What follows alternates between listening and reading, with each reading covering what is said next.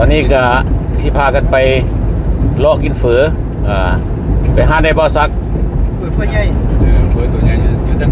ทั้งหน้าเฮือนนั่นแหละเฝอเท่าใหญ่ทั้งหน้าเฮือนบ่หอม15นะหอม15ไปลองดูมีเบาซักเอาไปกินข้าวมาบางท่านน่ะได้เป็นว่ามันจะไปซิมเฝออยู่ก่อนนะว่าที่ตัวเบาซักแล้วก็เบาแกะก็เบาบางก็ลุงเหลาแล้วก็เฮาเองนี่ไปลองมึงว่าเป็นอะไรฝืนมันว่าแซ่บมาซิน้องสักนะโอ้พอดิกพอกินแซ่บหลาย10 ปากว่าบ่เลิกแม่น10 ปากว่าบ่ทอตาเห็นหรือว่ามือกำเอาแต่สิเว้ากันเนาะลองซิมเบิ่งถ้วยนึงก็50,000ถ้วยนึง50,000เป็นไงมีข้าวเปียกพร้อมมั้ยวะแม่นข้าวเปียกก็เป็นหม้อมาเป็นหม้อจะเอาเป็นถ้วยก็ได้มักข้าวเปียกก็ลองเบิ่งลองเบิ่งเป็นอะไรข้าวเปียกก็เป็นหม้อข้าวเปียกกันคือข้าวเปียกก็เป็นหม้อเลยวะเนี่ยออกมาเป็นหม้อแบบนั้นแบบหม้อดินนะแบบหม้อดินนะลองเบิ่งเบอร์กันเป็นซ้ำแต่ถือว่าถ้วยมันก็บ่แม่นถ้วยอีกซ้ำใช่ออกมาเป็นซ้ำเลยไปกินมื้อแรกว่าบ้านนี่ว่าถ้วยใหญ่แท้ๆว่าผมว่าเป็นซ้ำว่ะเป็นลองซิมดูเขตได้นี่เขาห้องมาเนี่ยนะเขตได้นี่แถวแรกร้านถ้วยแถวนี้กันแม่นบ้านหยังก็อื่นนี่ว่าเป็นนมขายไก่เลยหัวนี่จะสวยลาดควายบ่ลาดควายกายไฟแดงก็เป็นบ้านโนนสะอาดแล้วลาดควายกายไฟแดงกับบ้านโนนสะอาดแล้วแบบฟรีมาร์เก็ตน่ะจะมายังมื้อคืนในตลาดนี้รถนี่บ่มีหม่องสิจอดเลยนะคนนี่ว้าคนหลายโอ้ยเต็มนี่ว่ะตลาดแม่นตลาดนี่กับนั้นกับตอนนั้นน่ะตอนประมาณนั้นประมาณ5 โมงนี่เพิ่นเอาเครื่องของมาขายเต็มเบิดเลย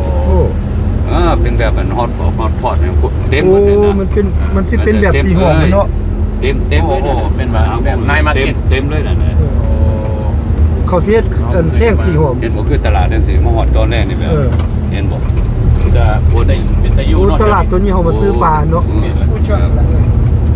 แบบเต็มเลยฟู้ดทรัคทางนั้นอยู่ถึงเบื้องไหนห้างสุดคลิปรถอยู่หน้าเฮือนแล้วหอม15เนี่ยอยู่เบื้องนี่แหละอยู่เบื้องซ้ายมึงจับเลนขวาไปรถเลนขวาเลนซ้ายเลนขวามันอยู่ทางขวามือนี่นะฮอดเฮือนนั่นก็แม่นนั่นนะอยู่ทางหน้าขี่ไปรถเฮือนหลังใหญ่ๆเนาะหน้าเฮือนหอม15เลยเดี๋ยวมันลักนึงขี่ไปรถถึงหอดแล้วนี่ครับ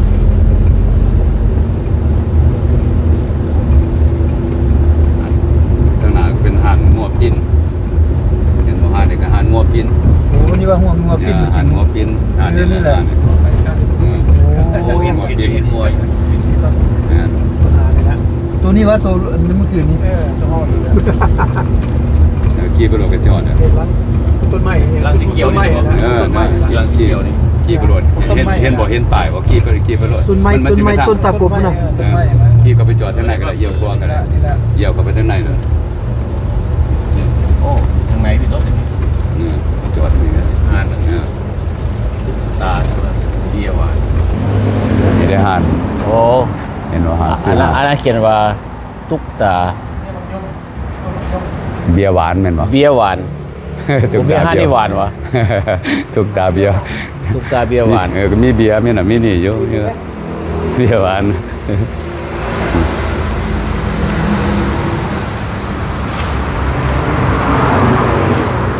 เดี๋ยวแม่ยูก็มีเบิ่งนั่งรถเบิ่งนั่งรถนั่งตัวใดกันนั่ง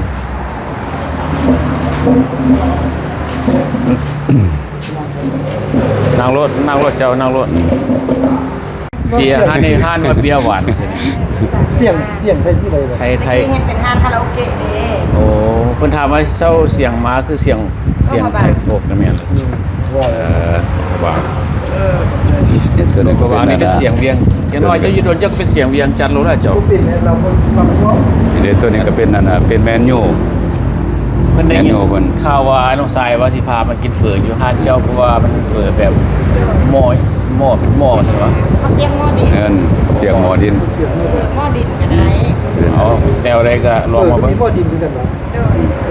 มาเอาฝืนบ่ ใส่ ดิน หมอมักใส่หมอดินกับใส่มักใส่ด้วยกันได้ช่วย อืมเอาแบบหมอดินลองเบิ่งหน่อยซะเนาะ บ่ดินลงเบิ่งคน ลอง สิ เบิ่ เป็ ง น ด้านหน้า เอาแนวแปลกๆ ตอนนี้เราก็อยู่กับไอ้น้องสายเบาแก่แล้วก็เบาสักคุณจะสู้ลูกรอทั้งสองร้อย สบายดี ท่านเหล่าท่านบางเขาก็อยากถามไอ้น้องสายจากเล็กน้อยว่ามาจากรัฐใดแท้ มาจากเฟรสโนแคลิฟอร์เนีย เฟรสโนเนาะ แม่น คนเฟรสโนเขาทั้งหลายเลยเนาะมาหลาย มาหลาย ก่อนสิมานี่ก็ไปอยู่เท็กซัส เท็กซัสก่อนเนาะ เอเมโรเท็กซัส อืม อยู่อันปี 2003 อ่า จนฮอดตลาดเดียวนี่แหละ อืม ช่วงว่าไปกลับมาฮอด ดนไปได้แล้วมาอยู่นี่ มันก็หาเดือนนี่ติ ห้าเดือนแล้วเนอะ หาเดือนแล้วนั่นแหละ ปรับสภาพได้ใครได้เลย มันก็ ค่อยเป็นค่อยไป คอยเป็นคอยไปก็คือฮู้ไปได้นึง เออ มันก็สว่างสบายใจ สภาพจิตใจ แม่น สภาพจิตใจ แม่นก็เทื่อที่แรกมาเมืองเรา ตอนนั้นเขาไปอยู่ศูนย์ลุงมะคายนี่ดนปานใด โอ้เขาอยู่ ต้องได้ออกมา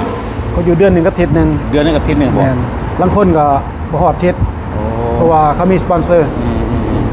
ข่อยยากนำสปอนเซอร์ข่อยอยู่พี่น้องแถวอยู่แถวปากเซ่แถวสวรรค์หมดละอยู่กันเพิ่นบ่มีเงินสิมาเอาอะนะก็ได้ถาด้วยนึง อืม พอดีมาเจอพี่น้องอยู่นี้อยู่เวียงนี่ อืม ทั้งหลาน ทั้งหลานเป็นเอาเป็นสปอนเซอร์เอาออก เออ อยู่ห้องไก่แก้ว อืม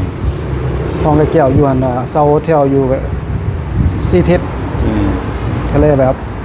ติดต่อหมู่ได้หมู่ก็ทับค่ำนั่นแหละอยู่ อืม เท็กซัสน้ำกัน แล้วก็ค อยู่น้ำดินกันแต่น้อยว่า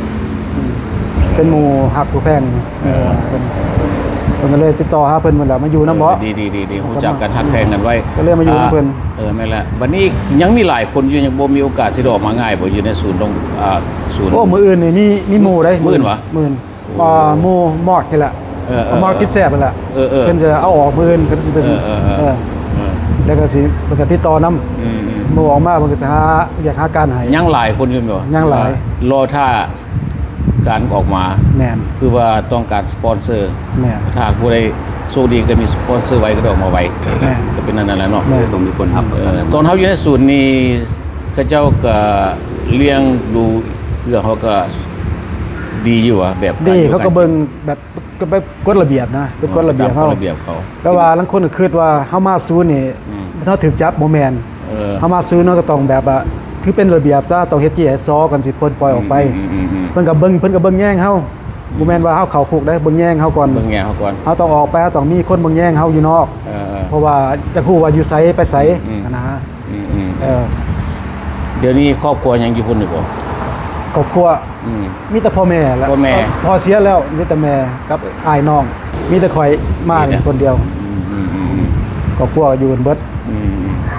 ลูกเต้าก็อยู่คนลูก3คน เรื่องหนังสือหนังสือเขานี่อีกประมาณปีหนึ่งได้บ่หรือว่าไง ได้ยินว่าสั้นๆแหละ ได้ยิน เพิ่นว่า ว่าสั้น ปีหนึงคือว่าปีปลาย อืม ก็สิได้เป็นสันสานลาว อืม แม่นขึ้นแล้วก็เฮาเฮ็ดดีเฮาก็ได้ไวเพราะว่ามาบ่มีเรื่องมีเล่าวนะ ยู probation นี่ดนปานใด อันนี้เฮาก็บ่ฮู้เด้อ แต่อ มัน อกมา ขึ้นนำไว้ว่าคันเฮาอยู่นี่เฮาอยู่หม่องเดียวนี่ อืม บ่ใหญ่ไปใส่นี่เฮาก็สะอาดสิแล้วไว้ ตอนเขาอยู่ในอันแคมป์ฮันเขาอยู่ในฮันเขาอยากออกมาบ่อยากมาซ่องบนข้างนอกว่า สภาพการข้างนอกเป็นไปได้เขาคิดบ่ อยากออกเรื่องอยากออกอยากออก อ่า เฮาก็ออกมาเนี่ยเฮาก็ยังฮู้ว่าเฮาอยากฮู้ว่าเฮาสิอยู่ไสเป็นจังไดเฮ็ดจังไดนะ ตอน เฮา นี้ ก็เฮาก็แบบว่าบ่มั่นใจปานใด สับสนวน เรื่องอยากออกจะออกอยู่ เออ ในเบาสักเลยสบายใจเลยบัดนี้เนาะไปว่าลึงแล้วลึงแล้วไปตลาดตะลีขับรถขับรางเฮ็ดอยู่ให้กินออกขึ้นออกคลิปอยู่ตลอดเป็นยูทูบเบอร์ไอ้น้องสายกับเป็นยูทูบเบอร์วันนี้น้องสายอาจสิถามว่าคือว่าคนพี่น้องป้องไปครับบ่ให้สิถึงมานี่ยังบ่รู้จักเนาะอยู่อเมริกาและขอแนะนำว่าเสียเจ้าเตรียมแนวใดมันก็บ่แน่ว่าสิถึงไผเนาะ แม่นแม่น ลองว่าให้หมู่ฟังเบิ่ง เฮาก็บ่ฮู้ว่าขนาดข่อยเองซะข่อยยังบ่ฮู้ว่าสิมา สิได้มาแบบตอนใดนะบ่คิดบ่ฮู้ในใจแล้วเฮาก็ย่านแนวก็บ่ฮู้ว่าบ่เคยอยู่เมืองลาวแม่นดอก อืม อาจสิถูกส่งมาว่าสิเป็นจังได๋แล้วก็บ่ฮู้ แต่แท้ตามมาคิดมันบ่เป็นตามมาคิดดอก อืม เฮามานี่ก็แบบ เพราะว่าเฮาบ่เคยมาเดี๋ยวเฮาก็ต้องทุกคนมันก็ต้องแบบ อืม ย่านนิดนึง อืม แม่นดอก อืม เฮาเกิดอยู่เมืองลาวอยู่เฮาไปใหญ่อยู่อเมริกา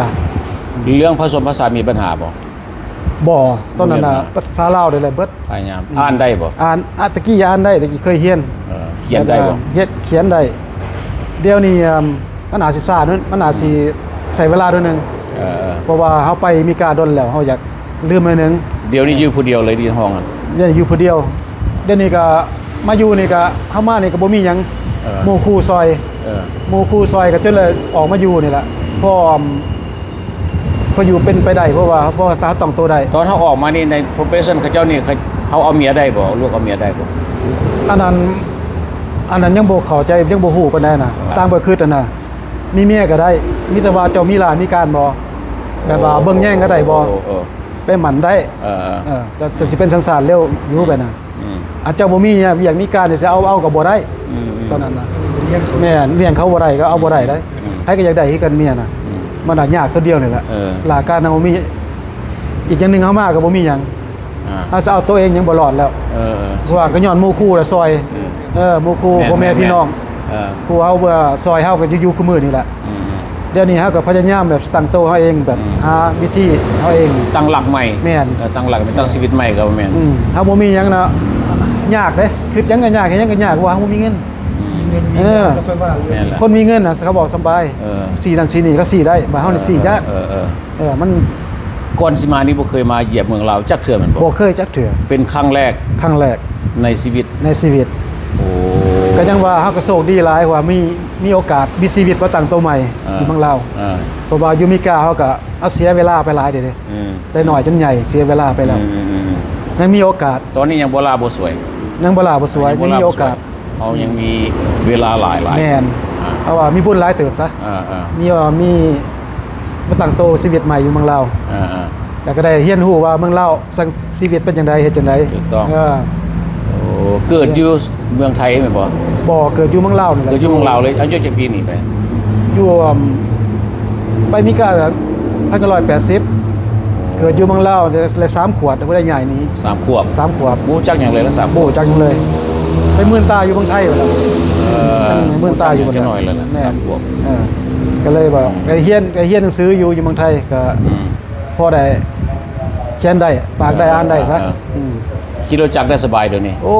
มาที่แรกก็จำเป็นแล้ว มันจำเป็น สอ ต้ น องได้ เอ เฮ็ด อ จำเป็นต้องได้เฮ็ด ไปก็สอนบนที่กัน เป็นไงวะ ดูกาไปไสก็สอนไปพาไป เบาสักนี่ ต้องได้สู้ เออ ต้องได้เฮ็ดเด้เบาสักก็ต้อง ไป ได้ ก่อนได้คุ้มบ่ได้คุ้มบ่คุ้มบ่รู้ได้ไปอาไปได้ แม่นละ คอยก็ มีแต่ขี่ออมทางไกลๆ ได้ต้องได้เฮ็ด ให้มันลึกหลังจากก็เป็นเอง เป็นหยังก็มีหยังก็เบิ่งแยงกันไปกันสิบ่ล่ะ แนวใดเฮาสิแบบสมัครเฮ็ดหั่นน่ะเฮาได้โลด เออ เฮาตั้งใจเฮ็ดเฮาเฮ็ดได้ เฮามาอยู่บ้านเฮาเมืองลาวนี่เฮาก็ค่อยเป็นค่อยไปเนาะ แม่น ไปตามสังคมเพิ่นพยายามอยู่ไสก็ต้องเป็นคนดีให้แก่สังคมบ่ว่าอยู่ไสว่าซั่นไป แม่น เคยคิดบ่ว่ามีความหวังสิได้กลับคืนไปอเมริกา บ่ตอนนั้นบ่ได้คิดจังเลยเด้อ อืม บ่ได้คิดจังเลยมีแต่ว่าคิดว่ามันอยู่เมืองลาวเด้อโอ้ยติดใจ ก็บ้านแม่เฮา ติดใจ เออ อ ติด ยู่เมือ ใจ งลาวเพราะว่าชีวิตอยู่เมืองลาวนี่ตามมาเคยใส่ชีวิตอยู่อเมริกามาซะ อ่า ถ้ามีโอกาสมาอยู่เมืองลาวโอ้จะวนกลับขึ้นไปได้ โอ้ อยากมาอยู่เมืองลาวนี่แหละ อืม เพราะว่าอาเซียเวลาไปหลายอยู่อเมริกาไปหน่อยจนใหญ่ ถ้าว่าคิดได้เขาอยากเป็นคนลาวมาแต่น้อยๆเลย แม่น ถ้าว่าเป็นแบบนี้หั่นน่ะเนาะ แม่นเขาว่าคนเขาว่าก็กลับไปชีวิตเก่ากลับไปเวลาที่อยากเป็นอยู่เมืองลาวนี่ ก็จะกลับไปขึ้นได้นะ อืม เออ ที่บ้านเฮาไปใส่ก็สะดวกสบาย แม่น บ่ถึงแม้ มันธร ว่าร มชาติ ถึงแม้ว่ามันบ่เจริญเท่าประเทศอื่นเขาก็บ่ควรเทียบ แม่น เพราะประเทศเฮากำลังพัฒนาก็สิว่าแล้วก็ได้ เพราะว่าอยู่ไสก็เจริญเพราะว่ามันขึ้นน้ำเฮาขึ้นน้ำเฮาได้อยู่ไสก็เจริญแม่นเฮาเฮ็ดเจริญมันก็เจริญ แม่น เฮาเฮ็ดยากมันก็ยาก สังคมตามไอ้คิดเนี่ยเขาจะบ่ได้คิดว่าเจ้าเป็นคนโลเลบ่คนหยังดอกมาเนี่ยเพราะมันทุกคนมันมีความผิดหมด แม่น ที่ได้ถึงมาเนี่ยแต่ว่าบ่ผิดน้อยผิดหลายบ่ได้ว่าโชคไผโชคมันนั่นน่ะอันนี้ คันสิเว้าซะความผิดแพ้ก็มีเบิด มีหมด ลางคนก็ผู้ผิดก็ยังเฮ็ดผิดอยู่ ถูกต้อง ข่อยนี่มันเฮ็ดผิดแบบว่าแบบบ่ฮู้บ่หยังเฮ็ดเล่นม่วนไปซื้อ ยังมีหลายๆคนอยู่ทุกคนมีหมด เฮาผิดเฮาต้องแก้ไหมเฮาบ่ต้องเฮ็ดอีกเพราะเฮาเฮ็ดผิดไปแล้ว เออ เฮาก็ฮู้ผิดฮู้ถูก มองนี่เป็นพิษเขาก็ถือว่าเป็นบทเรียนเขาเลย แม่เป็นบทเรียนเฮา เออ เฮาบ่ผิดแล้วก็บ่ฮู้ อืม เฮาต้องแหละผ่านไว้ก่อน อืม เออเฮาฮู้ว่าผิดแล้วก็บ่เฮ็ด แม่น นะ แม่นแท้ ก่อนเฮาบ่ฮู้ซื้อเอาเฮ็ดผิดพลาดไป ขี้เกียจเนาะมันก็พอ แม่น ก็ได้ แม่น พูดเรื่อง เออ เรื่องที่ แม่นเฮาก็อยากแบบเฮาก็แบบว่าเฮาบ่ผ่านมาก็บ่ฮู้ซะ แม่นเฮาต้องได้ผ่านมาต้องฮู้ ผ่านไปรู้จัก เป็นบทเรียนนะเมียนชื่อเมียน เป็นบทเรียน แต่ว่าเขายังสิมีหมู่คู่มาตามหลังเขาหลายอยู่ต่อไป หลาย เออ ลังคนก็ถามมานี่เป็นจังได๋เขาก็ถามก็อยากฮู้แล้วก็แบบเป็นเฮานั่นแหละเขาก็อยากถามเหมือนกันครับเขาก็อยากฮู้ เออ คันเอาฮู้คนมานี่ก่อนเขาก็อยากถามเหมือนกัน แม่นล่ะ เพราะว่าเขาก็บักอยากมาแบบว่าสบายมียิ้มมีหัวบ่อยากมาแบบคิดหลายนะ อันนี้น้องชายขอถามอีกนะบางคนเขาเจ้าน่ะเซลล์ดิพอร์ตก็มีหลายบ่พวกเซลล์ดิพอร์ตนี่เขาจะส่งไปบนศูนย์เดียวกันวะ แม่นมาหม่องเดียวกัน ใครมาก็จะต้องได้ไป ไปหม้องเดียว ศูนย์น้องดงบักคายก่อนเหรอ แม่นเขาต้องแลผ่านนึงก่อน ดงบักคายเนี่ยตั้งอยู่แถวทางงอนวะ อยู่เทิงนี่ได้เขากายมาอยู่ โอ้ เทิงนี่ เออ ใส่ทานี่ อยู่ ใส่ตัวนี้ อยู่เวียงจันทร์เลยเนาะนครเวียงจันทร์ ไปเบิ่ง รอเออ ซื้อไปไปเฮ็ดคือว่าไปตะหม้อซะ เออ ตะหม้อให้เจียซอตอนนั้นเฮ็ดเจียซอเป็นว่า เออ มีบ่มีบัตรบ่าเฮาเป็นมาอยู่เมืองลาวซะ มีคำแนะนำให้พี่น้องๆอยู่อเมริกาบ่ถ้าหากเขาสิถือมาบ่หรือว่าเขาอยากเซลล์ดิพอร์ตเตรียมหยังมาเด้ มาก็มาบ่ได้มีหยังมาบ่ได้เตรียมหยังมาเขาส่งมาแบบกระทันหันเลยไปจับเอาโยนทางแหละมาเลย โอ้มันเตรียมบ่ได้อยู่แล้วนั่นนี่เนาะ คันอยากคันในใจเนี่ยก็อยากฮู้ก่อนซะ เออ เพราะว่าเฮาจะเตรียมมา เอออั นนี้มาบ่ฮู้ว่าหยัง คันเอาฮู้ก่อนนี่เฮาก็ต้องเตรียมเนาะ แม่น อันนี้ไปจับเอาเหรอวะ แม่จับเอาโลด ไปจับเอาอยู่ไส จับเอาอยู่มันสิไปตลาดตะลี่น่ะ มันฮู้ได้จังได๋ มันเบิ่งเฮาทุกๆยาม โอ้ เพราะว่าหอดยามมันมาเอาโลด เอาโลดบ่ เออ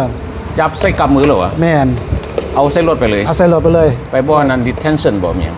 ก็ไปเขาคูก่อนแล้วก็ เขาคูก่อน ไปกับเอากับถามข่าวถามข้าว เดี๋ยวตอนยังไม่ได้ตั้ง เออ ขณะอีกอย่างหนึงเฮาก็โชคดี มีหมู่คู่ซอย อืม พอได้อยู่เฮือนพอแล้วอยู่เซา6เดือนนี่ก็ใกล้6เดือนมาก็เฮาก็บ่อยู่บ่แล้วก็สาวเอง อยู่ลาวนี่ แม่น เออดี เฮาก็โชคดีหน่อยหนึง ๆอ่า เพื่อหาจะในใจเขาก็อยากคู่ไปนั่นไปนี่เวลาเหตุการณ์ซะอันนี้นะเขาก็